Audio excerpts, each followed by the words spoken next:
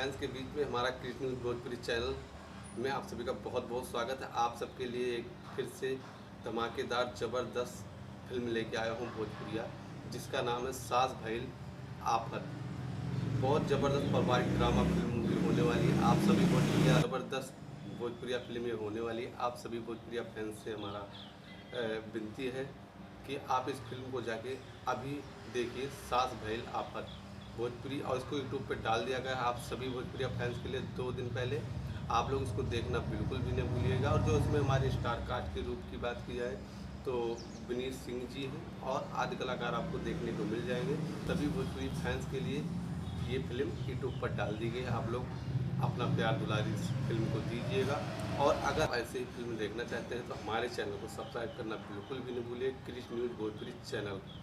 और जो कहानी है सास भइल आफत, सास और पतों की जो भी जीवनचर्या होता है वो आपको उसमें देखने को मिल जाएगा। और धमाल और ज़बरदस्त कमाल मचाने वाली ये फिल्म सास भइल आफत आप लोग देखना बिल्कुल भी नहीं भूलिएगा। जय भोजपुरिया। फिर मिलते हैं नेक्स्ट वीडियो में।